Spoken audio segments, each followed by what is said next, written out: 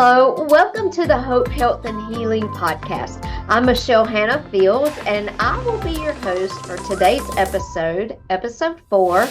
I will be chatting with my good friend Martha Hodnett, and she's going to unpack a little bit of about what grief has looked like in her life's journey. So sit back with a cup of coffee or your favorite beverage of choice. Join us for some sweet conversation. Well, hello. I am with my good friend Martha Hodnett today. Martha and I met each other way back in 1994. Long time. Long time ago. I was fresh out of college and beginning my career at TSIS. I started on Halloween. That was my first day in the office. I didn't realize that. Yep. So my first day as an employee was April Fool's Day 94, and my first day in the office after training was Halloween. Okay. And I think I probably had a project with Martha in January 95. Probably. It was right after I started. They broke me in real good, or maybe they broke Martha in real good. But we worked on lots of projects over the years and developed just a sweet friendship. And just super excited to have her as a guest on my podcast today. And we're going to be having a conversation about grief and what that looks like, how to manage grief, and really, talking about sometimes the hard things in grief and how God can really carry you through no matter where the grief stems from. So many people deal with grief on lots of different areas. Yes. It could be the death of a loved one. It could be the death of a friend that's like a sister or a brother. It could be grief over divorce or loss of a child. A grief over your job. True. And so there's so many facets of grief, and we all deal with grief in different ways, and sometimes we deal with grief differently based on the situation. Yes. So Martha, just go ahead and just kind of kick us off and share a little what's on your heart. Okay.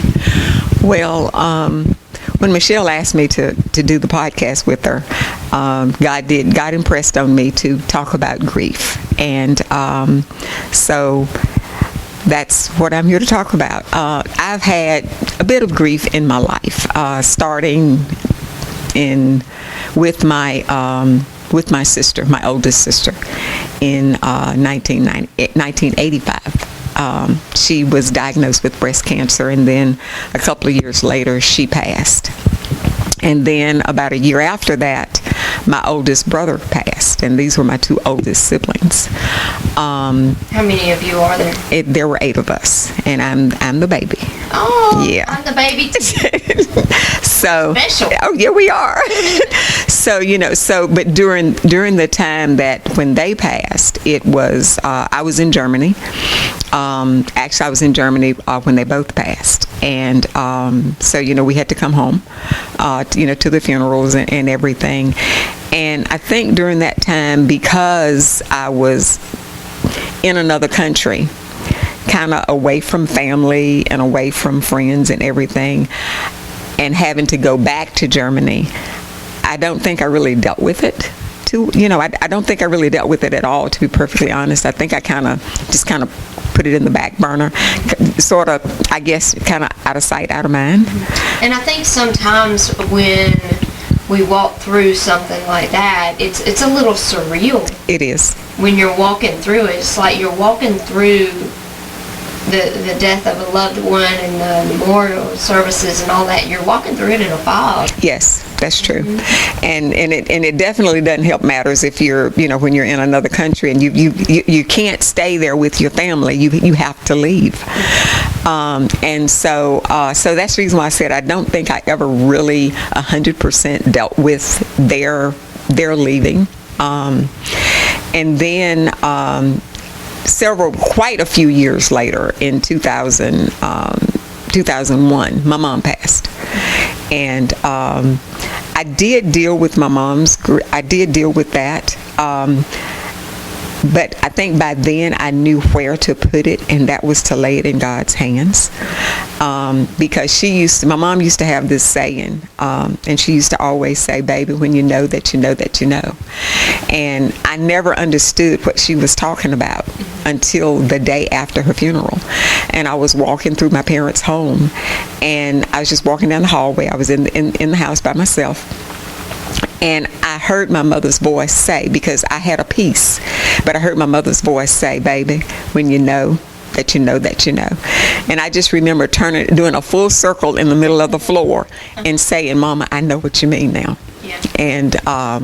And so, and I think a lot of that is because of my mom's faith as well, and because of who she was as a woman is the reason why I think I dealt with hers probably better than I did some of the other ones that I had to deal with. And then in 2010, my brother that lived in Atlanta, my brother passed, and about right at a month later, my dad passed. Wow. Yeah.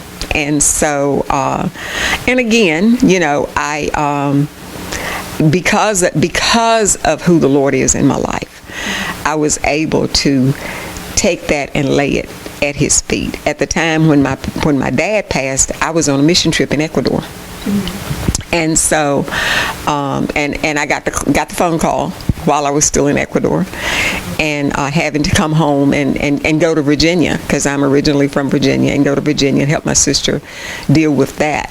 But again, because of the way that I think that my brother passed, and there was not a memorial service, there was not a funeral, there wasn't anything, because his wife chose not to do anything. It was like there was really and truly no closure there. And so again, I think I kind of compartmentalized that and just kind of said, okay, you know what, Lord, you handle this, and just I'll deal with it later. And then and I think there's probably too a lot of other emotions that go along with something like that. There is. That you kind of, you have to guard yourself in moments like that. You have to guard yourself against becoming bitter against people, and yes, unforgiveness and all that. You have to guard against that when you go through something like that, because you're so closely tied to that person. Yeah. Sometimes it can feel like,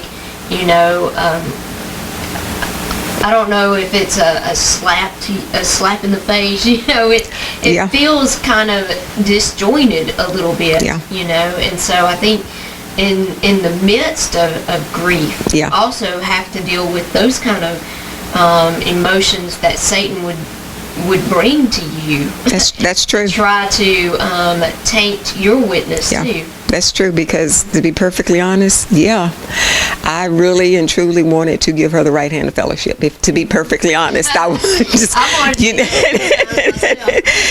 because it was, and I think the thing that probably hurt me the most there was really and truly was the fact that he was so sick. Mm-hmm. And and it was like, there was nobody there to take care of him and to help him with his health issues and everything. And this is the brother that he and I were very close. When I moved to Georgia, being in the military, if I needed anything, if I called my mom, at that time my mother was still living, but if I called my mom and I told my mom that I needed something, she called him and told him, I need you to go check on her. And that's what he would do.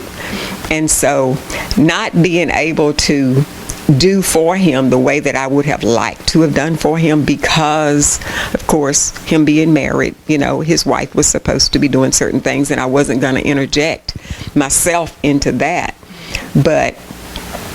And then being in the hospital and watching him being taken off of life support, that was very hard. That was very devastating. And then not really and truly being able to have that closure that you really need sometimes in situations like that.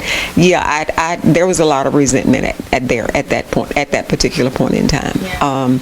And like you said, having to deal with not only, the loss, but also having to deal with your resentment and just, and just trying to, get past both at the same time. Yeah. It's very hard. It is. And it was very hard. But I thank God. God helped me.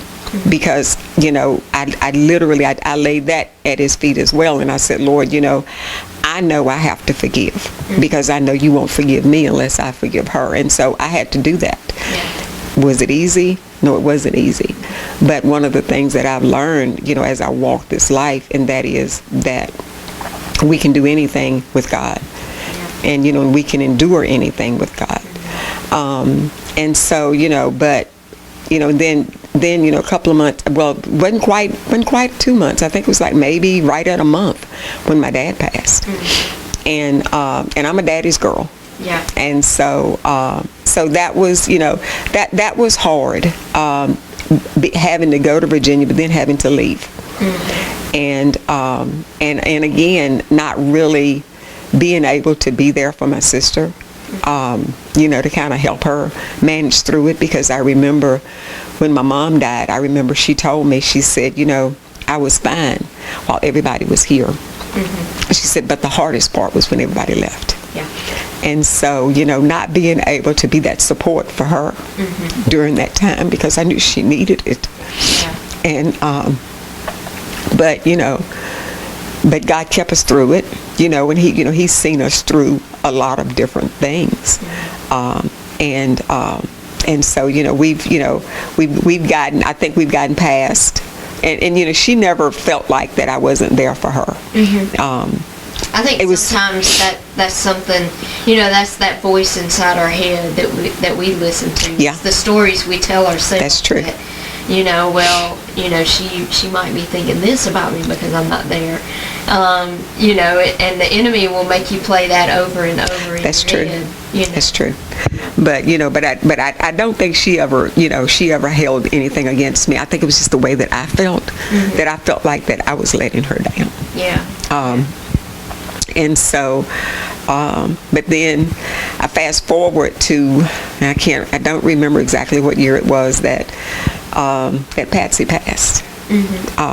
And she and I became very, very good friends through breast cancer.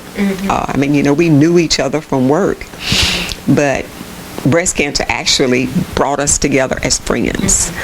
And and having to kind of deal with that, and then a few years ago, when Renee passed, and so again from cancer, and having gone through cancer myself, and and then in 2021 when Lisa passed, and Lisa was my heart, and so, and I think when she passed, that was when it really and truly hit home that there were a lot of feelings, there were a lot of things that I hadn't dealt with. I think it when you deal with it, so much of it, it makes you realize, your own mortality. And sometimes, I'm like, Lord, you gave me these friends.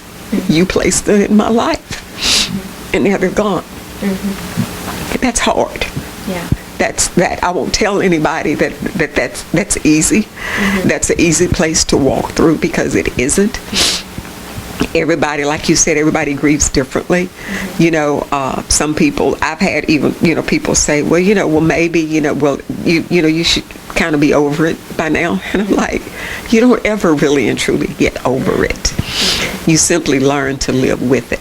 Right. And you learn to take it one day at a time, and make the best of that day, and you move forward. Yeah. But you don't ever really and truly get over it. There will always be those moments. There will always be those times, that you think about it, or you may see something. Yeah. And it brings all the memories and everything flooding back to your mind and everything. I mean, it's like with my mom, Mother's Day is extremely hard for me. Right. You know, and sometimes, you know, I think about, a lot of times, even when I think about, when I think about TSIS, after working there for, you know, for 31 years, my mind immediately goes to Patsy and Renee, because they were such a great part of my life during that time. And so, you know, but I know when, like I said, you know, when Lisa passed, that really and truly, it really, that hit me harder than I ever thought anything was ever going to hit me in my life. And I think it's because I truly had to face it at that particular point in time. I think every other time I had something to occupy my mind. I had something else that I could focus on, something else that I could think about. But this particular time when she passed, at that time we both had retired. I didn't have work to occupy my mind. I didn't have anything that would kind of take my mind off of it, and I literally had to face it. And you know, and I think sometimes God puts us in places that we truly do have to face certain things to teach us how to deal with certain things. You know, I'm a strong believer that everything happens for a reason, whether we think that reason is good or bad. But all things work together for the good of those who love the Lord and are called according to His purpose. So that's what I believe. And you know, and I know that, you know, without Him, I never would have gotten through any of this. When my brother and my dad passed, and we went to Virginia, my husband's family asked him, everybody at home calls me Ann, and so they asked him, they said, well, how is Ann doing? We don't know how she's making it. And I asked him, I said, well, what did you tell him? He said, well, I told him the same thing you told me. And I said, well, what did I tell you? Because I didn't remember what I told him. He said, you said nobody but Jesus. Yeah. And he's right, because without Jesus, I never would have been able to do and deal with any of it. Right. Yeah, does it bother me? Yeah, do I have my moments sometimes? Yeah, I do. Mm-hmm. Yeah, I think, you know, when it's like you said, you know, it's not something you just get over. That's true. Learn how to live with it. And God gives you that grace every day to walk through it. And I think, you know, it's like you said, you know, you didn't really process it. You just put the grief back here in the back part of your heart, and just kind of closed it off. And then the next time you just put it back there and close it off. You never just really kind of allowed yourself to grieve what you had lost. And you know, I think sometimes, and I found this in my own life, and you know, what I walked through years ago, I was divorced, and you know, walked through some hurt, walked through some betrayal, and I did the same thing with that. Like, I never really dealt with what I was feeling and going through. And I just kind of, all the hurt and all the stuff, I just kind of put a Band-Aid over it. And, you know, so I wouldn't have to look at it. So I wouldn't have to look at those wounds and that hurt and see how bad it was and how deep the cut was. And I just put a Band-Aid over it. And it wasn't until 2021, and I was doing some coaching sessions with Dave Blanchard, and we were on a Zoom, and he just kind of unpacked some stuff and just kind of, you know, got me crying. In every session with him, I was crying. But what he unpacked and what the Lord finally showed me through what Dave was unpacking with me was, God spoke to me clearly, and He said, now is the time to rip the Band-Aid off. He said, you cannot heal completely until you rip the Band-Aid off. And I will heal you, but you've got to do that hard work. Yeah. And it did not feel good, and it was still, you know, what I found was that over all that time, you know, and even like, you know, hurts from when I was little, when I was, you know, a teenager and things, you know, I think I just always put a Band-Aid over those things and never dealt with them. And, you know, what I found was that then when something else would happen, it would open that old wound, and it was still festering Yeah. and hurting, and then I would put another Band-Aid over it, and so it just was never healing. Yeah. And so at that time, God's like, okay, Michelle, it's time to take the Band-Aid off. And I took the Band-Aid off and just really allowed the Lord to heal that place Yeah. in me. And, I think it's the same with what you're talking about, when, you do that so long, you've got these people that you love, and, they walk through these things and they pass away, and you never really deal with that grief. Yeah. You just kind of put a Band-Aid over it. And I told people, I was like, I put a Band-Aid over it so I didn't have to look at it. Exactly. But I didn't want anybody else To look looking at at it. it either. That's true. And so I put that Band-Aid over there so nobody else could see my hurt. Yeah. So, because I was supposed to be a strong person. Mm-hmm. Nobody was supposed to be able to see that Michelle was having a hard time with whatever it was. Like, no. Like, it's just a little cut. It's going to heal. And that Band-Aid's just there just to keep it from getting infected. Yeah.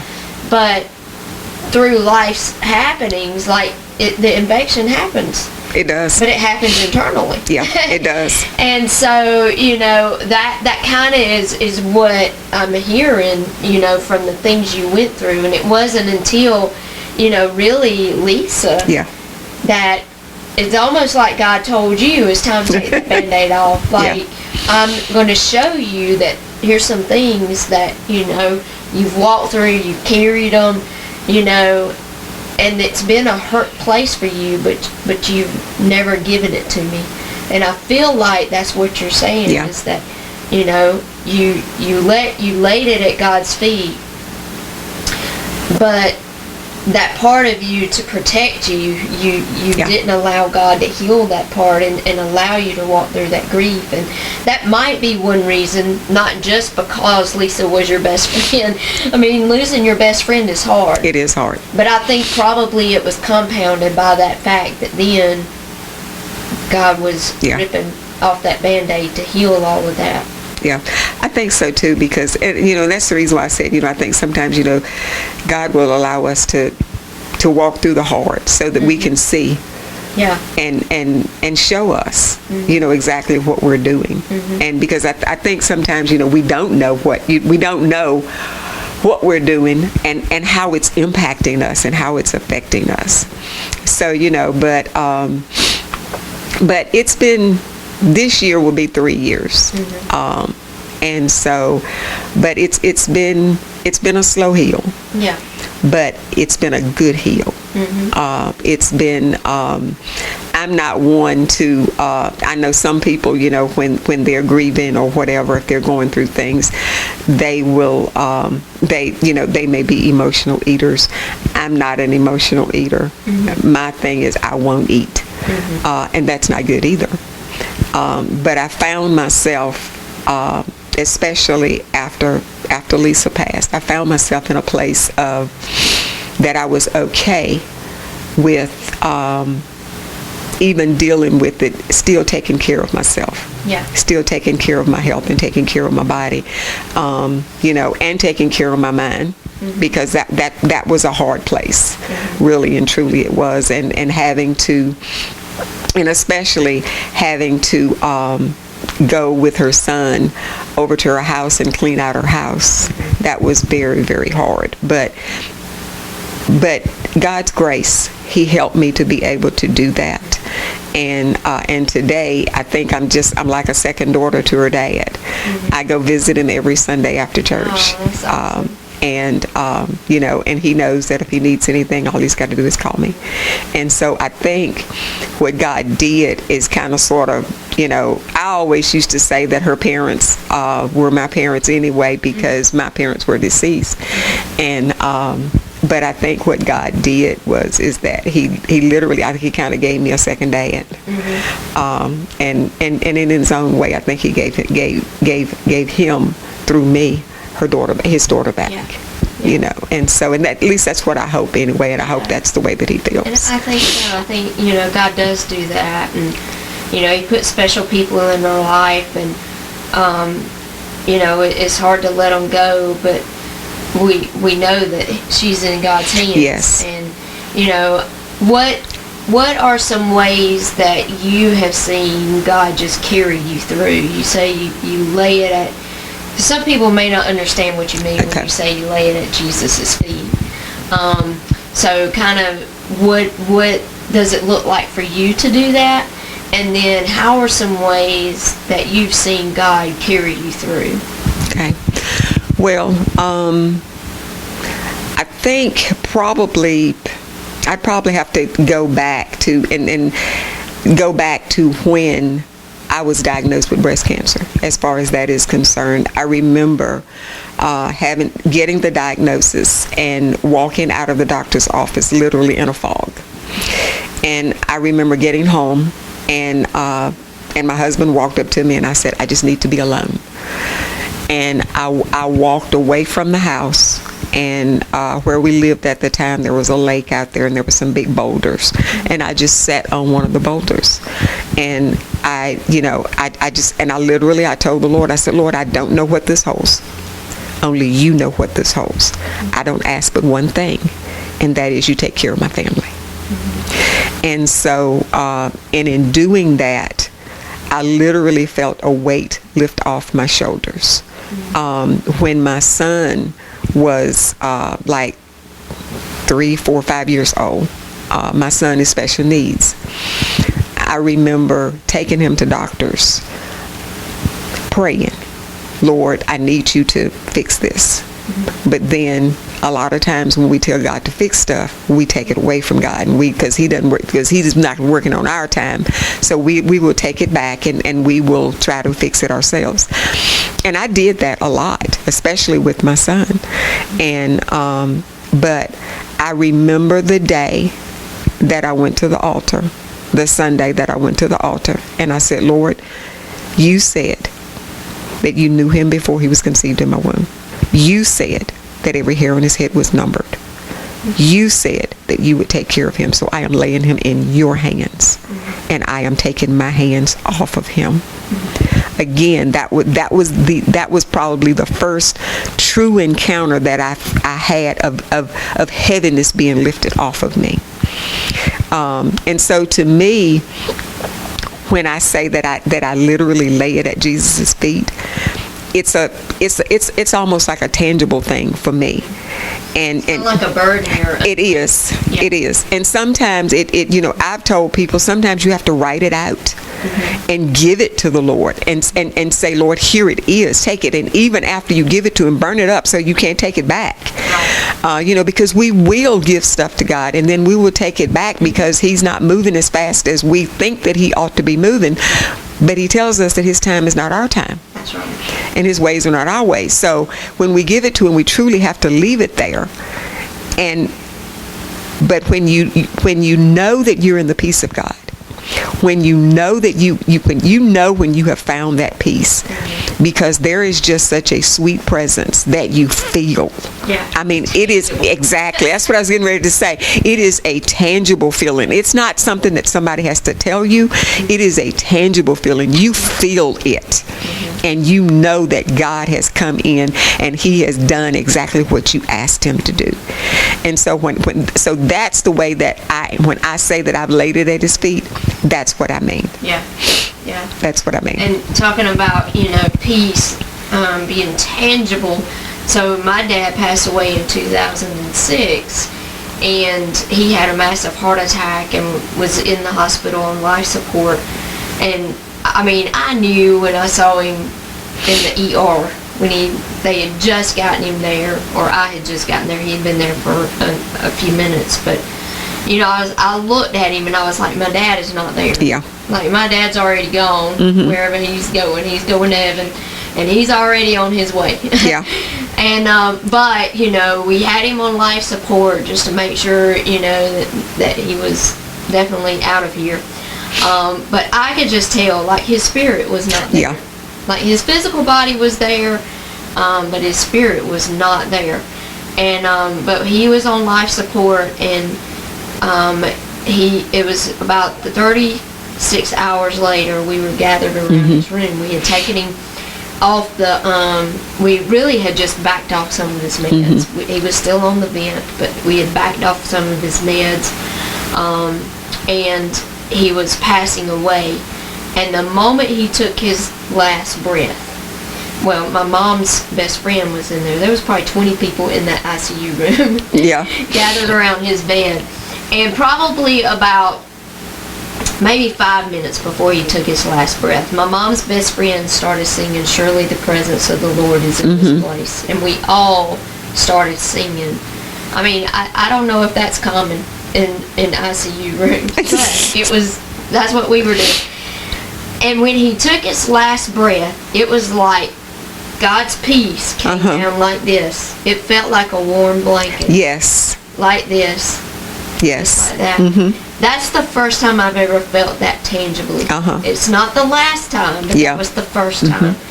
And I love that you brought that out, and that's how you know. Like, that's how you really know you've surrendered it. That's true. That's true. You do feel that peace come over you. And then, it's just such a wonderful feeling. And then feeling your burdens lifted. Yes. You can tangibly feel that weight off of your shoulders. Yes. It's a life with Christ is a life of trading. Yes, it is. And I would much rather trade my burdens than a joke. Yes. And I mean, because he tells us to bring everything to him. We're the ones that make it so hard. Because we think that, that's just something little, but he says bring it all. That's right. Sometimes the littlest things are the hardest things. That is the truth. And the little things grow into big things. Yeah. Because the little things continue to compound. Yeah. And I tell people all the time, getting into the peace of God, it's not an easy place to get to. Yeah. But once you get there, it's the best place you can rest. That's right. And it's rest for your soul. Yeah, it really is. I spoke a few weeks ago to my Sunday school class, and I was talking on trusting in God and how, a lot of times, just like a hamster's nocturnal, thoughts are nocturnal. That's true. And they keep us up at night. And, when I don't have those moments very often because I'm not naturally a worrier, but every now and then, I'll go through something and it's like at night, that's when my thoughts want to run. And I will just lay there and I'll be like, God, rest my soul in you. And if you say that, that's true. He will do it. Yes, he will. And I will go right to sleep every time. Yeah. And, that is a place of the best rest is in God's presence, in his peace, and, just knowing that he's got you no matter what you're going through. That's true. Because he really does, I don't make light of anybody's struggle, anybody's grief, or anything of that nature. But I will tell people all the time, if you trust and if you believe in God, if God is the God that you say that he is in your life, then you have to put and give him everything and allow him to carry all of that, because he has told us that those things are not for us to carry. Yeah. They really aren't. We carry more burdens and more things on our shoulders than what we were designed to carry. Yeah. And I've heard it said too, whatever you're holding on to, like God can't fill your hand with blessings. That's true. On to something. That's true. That's true. So, I drop it. Yeah. I drop it. Yeah. But I love that, and, just that thought. And what do you feel like, has been the greatest way, besides just the tangible presence and the tangible feeling the burdens, what are some ways that you saw God ministering to you through your time of grief? I think probably mostly in my devotional time with him. It was just, and sometimes, it wasn't anything that I particularly read or anything that it was just a feeling. It was more of a just a quiet presence and a knowing that he was carrying me. And I would say probably more than anything else it's especially, I would say probably especially with Lisa, is the closeness that I have with her dad and her son. I would say that would probably, with that would probably be the biggest thing, because he tells me all the time, don't make me come looking for you. And you know, and I would say with the others, I think it's just that he's given me peace with those, and to know that, you know, I wasn't letting my sister down. You know, that because I couldn't be there. You know, he's helped me understand that if I could have been there, I would have been there. But it's, you know, it's like, you know, you can't be in two places at the same time. And but knowing that if she ever, you know, when she needed me, if she just needed to talk or whatever the case may be, I was always available to her. I made myself available to her no matter what was going on in my life. And so, and I think he's just given me that understanding through all of that, to know that, no, you didn't let anybody down, and you didn't let yourself down either. Right. Yeah. Because we can feel that way. Yes. So many times. Yeah. Now tell me, how did you come into faith? Like, what was that journey like for you? That started when I was little. Because my mom always took us to church. I was raised in the Pentecostal faith, and my mother always took us to church. I mean, we knew where we were going to be on Wednesday night. You know, homework was done many a night on the back pew, and it was just something that she instilled in us. She always told us, she said, you know, I don't care if you don't join the church that I'm a member of, and ironically, none of us did. She said, but as long as you join a Bible teaching, God believing, Jesus preaching church, that's all I want for you. So that started real young in my life. I grew up in the faith. You know, but of course, you know, as we all do, we think we know better when we get a certain age. You know, I kind of walked away from it. And then I would say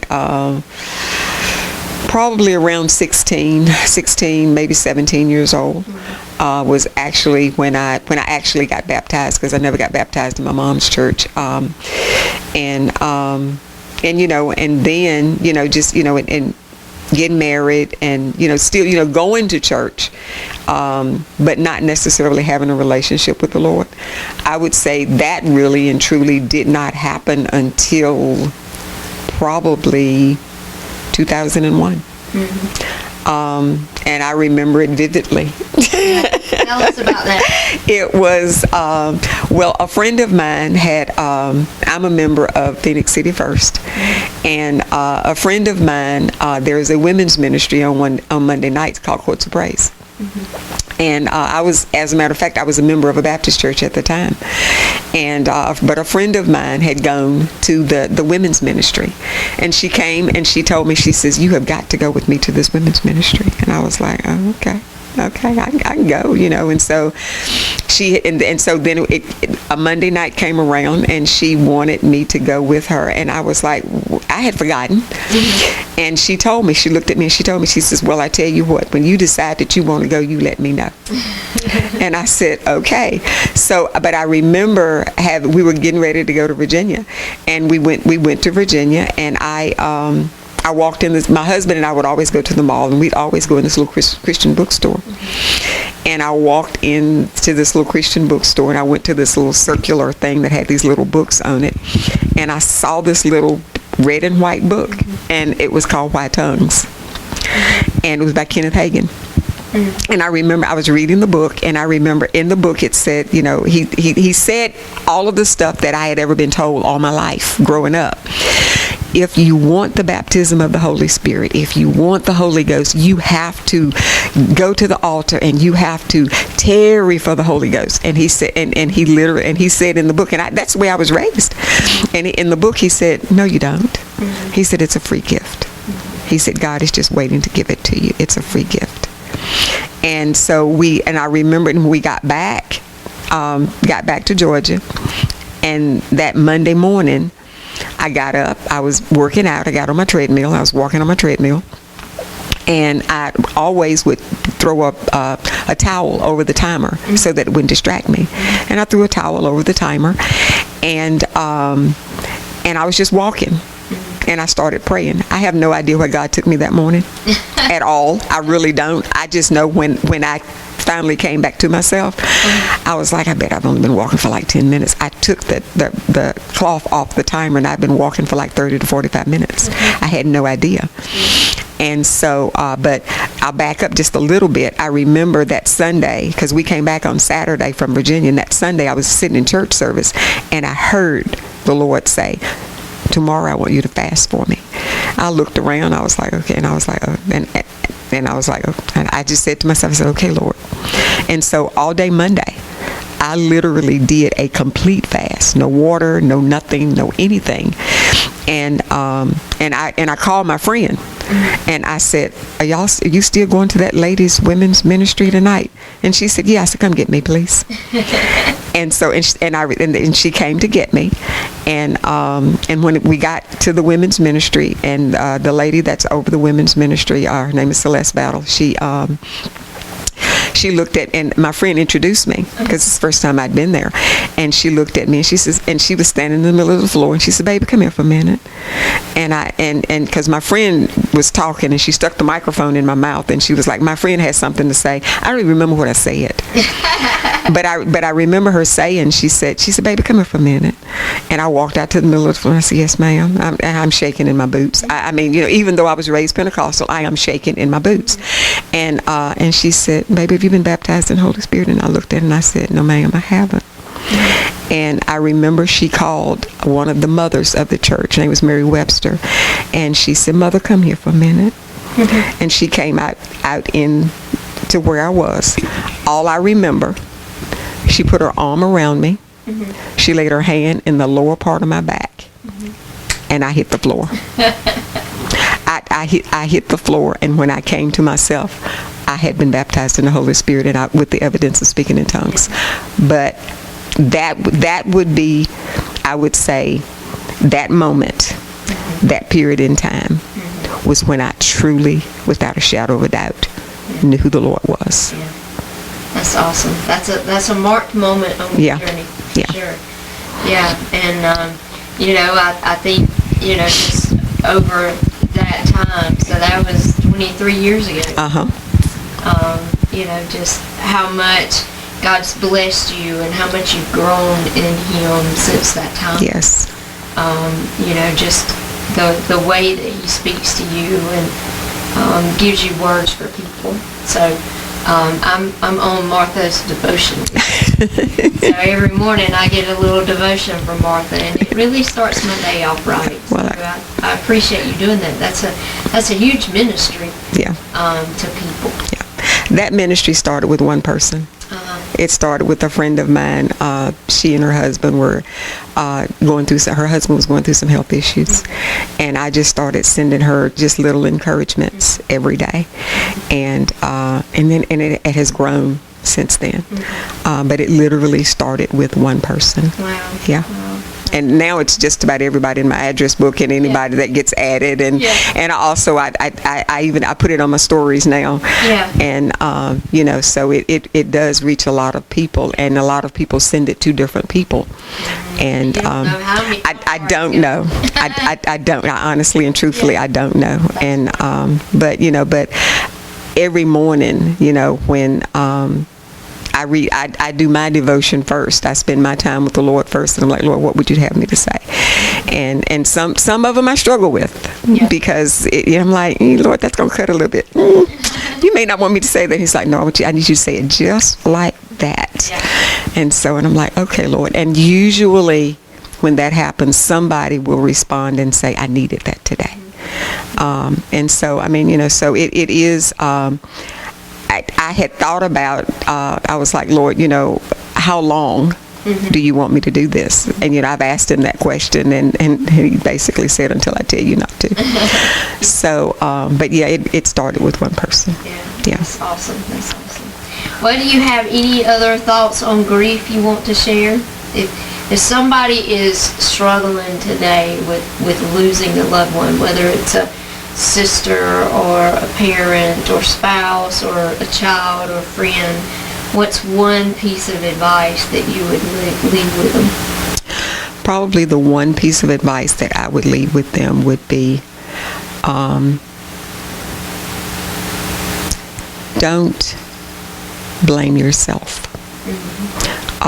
Or think that had you done something differently, or don't get yourself in that place of you feeling like you needed to fix something. So I'm not probably, and the biggest thing that I would tell anybody is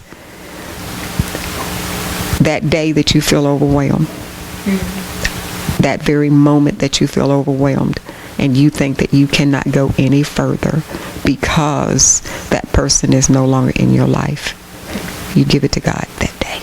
Yeah. Don't hold on to it. Yeah.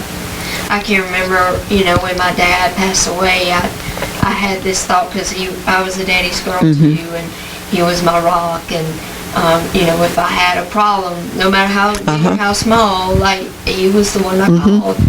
And I just remember going, I don't know what I'm going to do. Exactly. I don't know what I'm going to do now. But here I am. This year will be 18 years, which is hard to believe. And God's seen me through. Yeah. Somehow I've made it, And so, like you said, God will walk you through. He will send people on your path. He's definitely sent people on my path that have helped me, that have been that father figure to me. At different times, it was different people, for what I needed. And He does that, He will guide you through. He won't leave you alone. And He is my rock. Yes. It wasn't my dad was my rock. I just thought that. The rock was Jesus. The rock was God. And, He gave me that earthly father, but God is the rock of my life. That's true. And He will sustain you. He will bring you through. So I love that you brought that out. So I have 3 questions I like to ask my podcast guests. Okay. All right, number 1. What is your number 1 all-time, I can't do without it scripture? Hebrews 11:1. All right. Now faith is the substance of things hoped for, the evidence of things not seen. Why is that one so special to you? Because faith is right now. The very moment that you're in, not tomorrow, not next week, but right now. Yep. And so, living in the present moment, that's where your faith resides, is in the present moment. Yep. I love that. Question number 2. Where would your dream vacation be? Wow.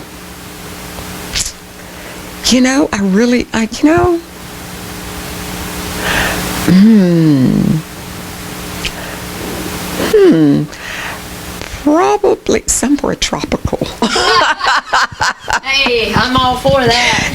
Some probably anywhere pretty and tropical. Maybe, probably Hawaii, the Caribbean, just somewhere warm and tropical. All right, good deal. And number 3, are you a coffee drinker, a tea drinker, or neither? And tea. You like it hot or cold? Hot. Hot. Yeah. All right. How do you like to fix it? Just with a little bit of lemon. Maybe just a little bit of sugar. Okay. That's it. All right. Yeah. Well, good deal.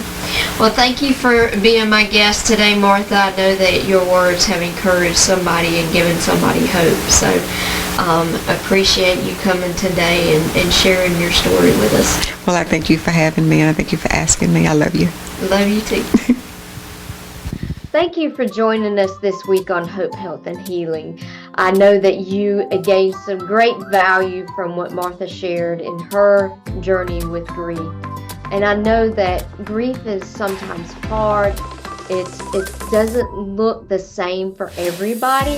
And so just take some time to process your own grief and to walk through that grief journey. Allow God to heal you and to help you through that.